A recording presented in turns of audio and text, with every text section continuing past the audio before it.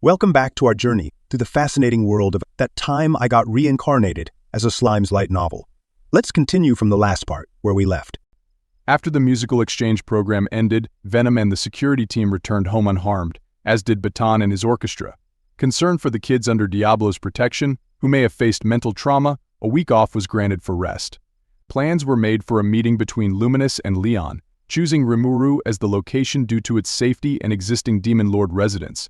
With Ramirez and Dino in mind, Luminous and Leon arrived promptly, eager to discuss and compare their experiences. Meeting in a grand reception hall, the three Demon Lords gathered to exchange ideas and stories. Only those involved in the chaos in Lubulius were invited to the meeting, where stories would be shared and decisions made about Chloe. We agreed to keep it secret from our forces, so I was joined by Cheyenne, Diablo, and Veldora. Despite wanting Veldora to stay in his room, he insisted on participating. Cheyenne, who had recovered remarkably fast from serious injuries, stood behind me. Seated next to Luminous was Hinata, with Louis and Gunther behind them. Leon had two knights standing behind him, Arlos and Claude, and Chloe, back to her usual self, was treated as an adult. They gathered around a conference table, ready to begin this impromptu summit of Demon Lords. Chloe told the story of what happened in Lubulius, with Hinata adding bits here and there. Rimuru, used to strange things, believed it all. After Chloe was done, everyone got ready to talk. Veldora, not feeling the mood, started arguing about the hero who locked him up. Hinata said she was part of it, which made her and Veldora argue a lot. Rimuru stepped in to calm things down. Then Luminous told Hinata to keep Veldora in line and offered to help, but Rimuru didn't think it was needed. Changing the topic, Rimuru raised concerns about their deaths and potential involvement from the Empire. Chloe suggested that someone from the Empire might have been responsible for their deaths, speculating that Hinata was also a target. Rimuru acknowledged the need to remain vigilant despite evolving into a Demon Lord, especially if there was a threat from the Empire. Chloe emphasized the danger posed by the Empire, mentioning Veldora's Berserk episode following Rimuru's death and the Empire's ability to repel him. During the battle with Veldora, Hinata was killed, and then Chloe was sent back in time. Memories of what happened afterward were fragmented in Cronoa's mind. It seemed likely that Veldora and Cronoa clashed in their fury, providing an opening for the Empire to act amidst the chaos. Witnessing Cronoa's power made it clear that engaging in any conflict involving her was remarkable. The group began to realize that the Empire's military might surpass their expectations, raising concerns about its threat level. However, amidst the growing unease, Veldora diverted the discussion with one of his impulsive outbursts. The mood was tense. Veldora doubted what was happening, which surprised everyone. They remembered how he used to get angry and cause trouble. Even though Veldora didn't agree, Rimuru had to consider that he might have been part of old fights. Rimuru also thought about how different timelines might mix and cause problems. We all agreed that the Empire posed a serious threat, so we shifted our focus. Next, Chloe recounted Cronoa's memories to the best of her ability. After the Empire defeated Veldora, a massive war erupted between the East and West, with the Eastern Empire gaining the upper hand. Milim took advantage of the chaos caused by my death to express her hostility towards the Empire, leading to a clash between her and Guy. Additionally, Dagrol and Luminous engaged in battle, further escalating the conflict. During this time, Cronoa fought valiantly but eventually lost her life. All that remained was her will of destruction, which continued to wreak havoc. However, Chloe couldn't recall who ultimately defeated Cronoa, but speculated it was likely Guy, given his formidable abilities. Rimuru listened intently as Luminous and Leon shared their thoughts, and he found himself in agreement with their assessment. They couldn't be sure of the outcome of the fight between Guy and Milim, but it seemed probable that Guy was the only one capable of defeating Cronoa. However, they remained uncertain about Guy's motives. Rimuru then pondered why Cronoa had been so supportive of him. Despite Chloe's explanation, Rimuru struggled to grasp their connection. Cronoa intervened, stating that Rimuru had saved her in a future world where she had only brought about destruction. As Chloe's conversations were often interrupted by Cronoa, it appeared as though Chloe had developed a flashy multiple personality disorder. It was clear they both had much to adjust to. They took turns speaking, sharing Chloe's or Cronoa's memories. It appeared that in the future, despite the Empire defeating Rimuru, he somehow managed to come back to life, thanks to his faithful friend Raphael. Although it seemed Raphael took its time, it ultimately found a way to ensure Rimuru's survival.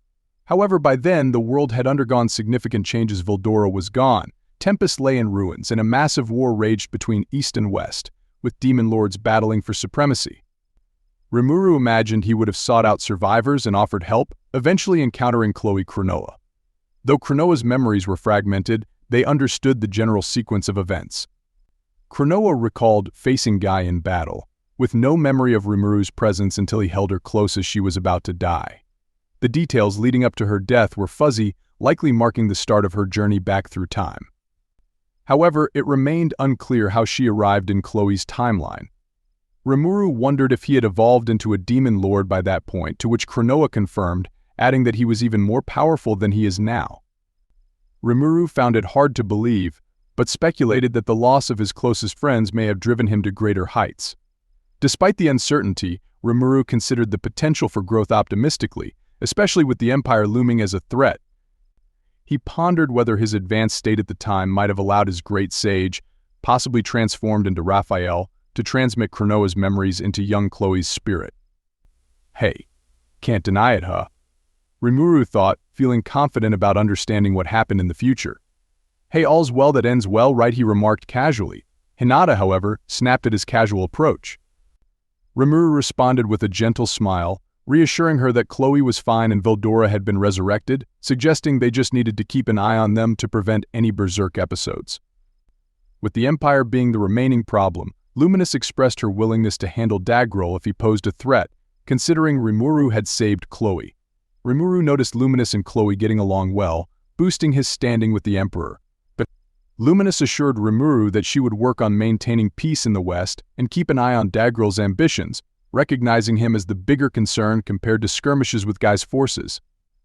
Luminous suggested, if they fought in the future, there's a good chance he'll take advantage of any moves the Empire makes. Rimuru wasn't entirely convinced.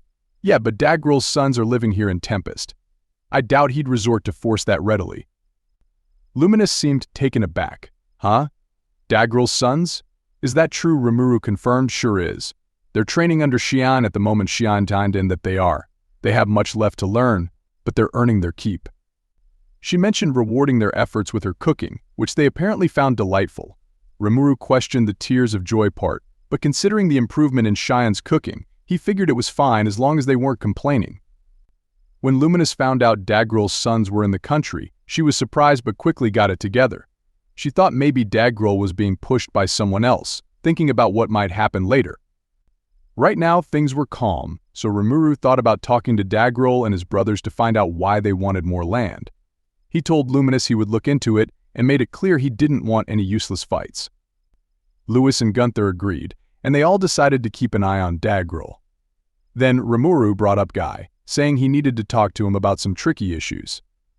Suddenly, Veldora chimed in, claiming that Guy was an arbitrator and hinting at a past encounter where he might have been annihilated. Rimuru found this revelation puzzling and wasn't sure how to react. Luminous acknowledged Guy's wisdom, while Leon speculated that Guy might have seen Cronoa as a threat to the world's existence if he had indeed killed her in the future. So what's this arbitrator stuff about? Rimuru asked, feeling a bit out of the loop. Luminous explained that arbitrators were part of a system separate from heroes and demon lords, tasked with preventing the world's destruction, speaking on behalf of Veldonava, the creator. Veldora added that the system was set up by Veldonava to protect the world from being torn apart. Rimuru understood that Veldora's previous annihilation was a consequence of his attempt to destroy the world. Considering this, Rimuru didn't think Guy would target Chloe at the moment. Hinata and Chloe agreed, expressing no personal grudges against Guy. With everyone seeming content, Rimuru suggested letting Leon discuss matters with Guy, considering the stakes involved for both him and Chloe. Hang on, Leon. You're not involved in this, Chloe said firmly, surprising Rimuru with her stern tone. Despite her innocent appearance, Chloe's reprimand could be quite intimidating. Rimuru couldn't help but feel sorry for Leon, who often seemed to be treated as the villain, especially considering his complicated relationship with Shizu. Despite his handsome and cool appearance, Leon's awkwardness and tendency to paint himself in a negative light made Rimuru think he was just misunderstood. In contrast to Masayuki, Leon was like his opposite. Chloe saw him more as a friendly older brother figure, oblivious to any romantic feelings he might have had for her, perhaps due to his popularity with other women. Reflecting on this, Rimuru decided to extend a little more kindness towards him, feeling sympathetic towards his situation. Rimuru considered the summit a success after both demon lords pledged their support. They just needed to remain vigilant for any signs of trouble from the Empire and then figure out their next steps. However, just as Rimuru was about to conclude the meeting, there was a sudden interruption. A voice echoed down the hall, accompanied by an air of pompousness. It was Guy, the most powerful of all demon lords. Rimuru was surprised that Guy had managed to sneak in unnoticed, realizing that only a select few could achieve such a feat. Despite the unexpected arrival, there were no immediate signs of hostility. Rimuru pondered whether it had been anticipated all along, but decided to set that debate aside for later. Rushing from his seat, Rimuru was about to act, but before he could, Diablo took charge. With a sneer, Diablo approached the door and curtly dismissed Guy before slamming it shut in his face. That's it for today, guys, and thanks for watching the video. Stay tuned for next chapter. Until then, goodbye.